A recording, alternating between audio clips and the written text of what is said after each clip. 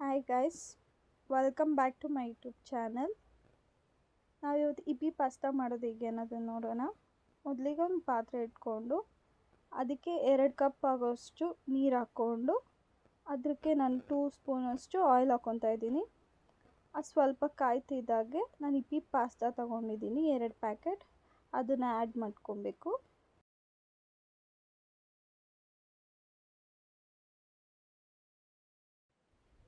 ನಂತರ ಅದನ್ನೊಂದು ಸ್ಪೂನ್ ಸಹಾಯದಿಂದ ಮಿಕ್ಸ್ ಮಾಡ್ಕೊಬೇಕು. ನೀವು ಬೇಕಾದರೆ ಇದನ್ನು ಬಿಸಿ ನೀರಿಗೂ ಹಾಕ್ಕೊಂಡು ಬಾಯ್ಲ್ ಮಾಡ್ಕೋಬೋದು. ನೋಡಿ ಇವಾಗ ಅದು ಬೆಂದಿದೆಯಾ ಇಲ್ವಾ ಅಂತ ಚೆಕ್ ಮಾಡೋಣ. ಒಂದು ಸ್ಪೂನ್ ಸಹಾಯದಿಂದ ಅದನ್ನು ಜಸ್ಟ್ ಈ ಥರ ಮಾಡಿದ್ರೆ ಗೊತ್ತಾಗುತ್ತೆ ಅದು ಬೆಂದಿದೆಯಾ ಇಲ್ವಾ ಅಂತೇಳಿ. ಬೆಂದಿತ್ತು. ನಾನು ಅದನ್ನೆಲ್ಲ ಸಪ್ರೇಟಾಗಿ ತಗೊತಾ ಇದ್ದೀನಿ. ನೀರೆಲ್ಲ ಸಪ್ರೇಟ್ ಮಾಡ್ಕೊಬೇಕು. ಅದಾದಮೇಲೆ ಅದು ಹಾಗೆ ಬಿಟ್ಟರೆ, ಬಿಸಿ ನೀರು ಹಾಗೆ ಬಿಟ್ಟರೆ ಅದೆಲ್ಲ ಅಂಟ್ಕೊಂಡ್ಬಿಡುತ್ತೆ. ಸೊ ಅದಕ್ಕೆ ನಾವು ತಣ್ಣೀರನ್ನ ಸ್ವಲ್ಪ ಹಾಕ್ಬಿಟ್ಟು ಅದನ್ನು ಸ್ವಲ್ಪ ಕೈಯಲ್ಲಿ ಅಥವಾ ಸ್ಪೂನ್ ಸಹಾಯದಿಂದ ಮಿಕ್ಸ್ ಮಾಡ್ಕೋಬೇಕು.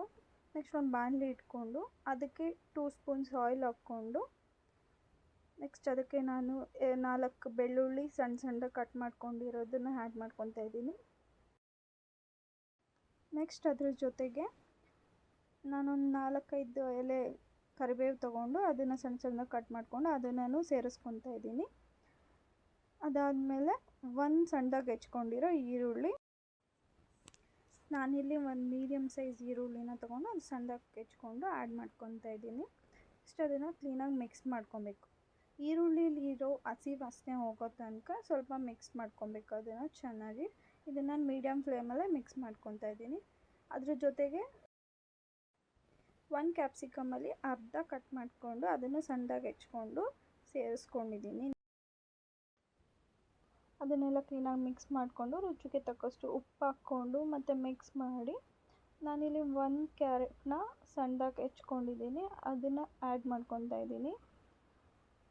ಚೆನ್ನಾಗಿ ಮಿಕ್ಸ್ ಮಾಡ್ಕೊಂಬಿಟ್ಟು ಅದನ್ನು ನೆಕ್ಸ್ಟ್ 1 ಟೊಮೆಟೊ ತೊಗೊಂಡು ಅದನ್ನು ಟೊಮೆಟೊ ಪ್ಯೂರಿ ಮಾಡಿ ಇಟ್ಕೊಂಡಿದ್ದೀನಿ, ಅದನ್ನು ಹಾಕಿ ಅದನ್ನು ಸ್ವಲ್ಪ ಕುದಿ ಬರೋ ತನಕ ಚೆನ್ನಾಗಿ ಮಿಕ್ಸ್ ಮಾಡಿ ಅದಾದಮೇಲೆ ಅದಕ್ಕೆ ನಾನಿಲ್ಲಿ ಸ್ವಲ್ಪ ಚಿಲ್ಲಿ ಫ್ಲೇಕ್ಸ್ನ ಆ್ಯಡ್ ಮಾಡ್ಕೊತಾ ಇದ್ದೀನಿ.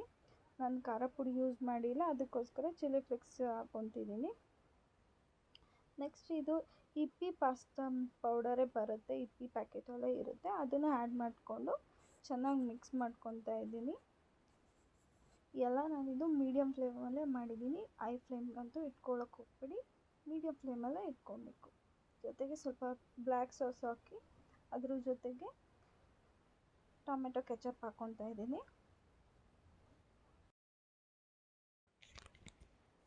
ನೆಕ್ಸ್ಟ್ ಅದಕ್ಕೆ ಒಂದು 2 ಕಪ್ ಅಥವಾ 1 ಕಪ್ ಆಗೋಷ್ಟು ನೀರು ಹಾಕ್ಕೊಂಡು ಸ್ವಲ್ಪ ಮಿಕ್ಸ್ ಮಾಡ್ಕೊಂಬಿಟ್ಟು ನೀವು ಇದಕ್ಕೆ ಬೇಕಂದರೆ ನಿಮ್ಮ ಆರಿಗ್ಯಾನೋ ಮತ್ತು ರೆಡ್ ಚಿಲ್ಲಿ ಸಾಸ್ ಬೇಕಾದರೂ ಆ್ಯಡ್ ಮಾಡ್ಕೋಬೋದು. ನಾವಾಗಲೇ ತೆಗೆದಿಟ್ಕೊಂಡಿದ್ವಲ್ಲ ಪಾಸ್ತಾ, ಅದನ್ನು ಆ್ಯಡ್ ಮಾಡ್ಕೊತಾ ಇದ್ದೀನಿ. ಇದನ್ನು ಆ್ಯಡ್ ಮಾಡ್ಕೊಂಡು 2 ಮಿನಿಟ್ಸ್ ಮಿಕ್ಸ್ ಮಾಡ್ಕೊಂಡು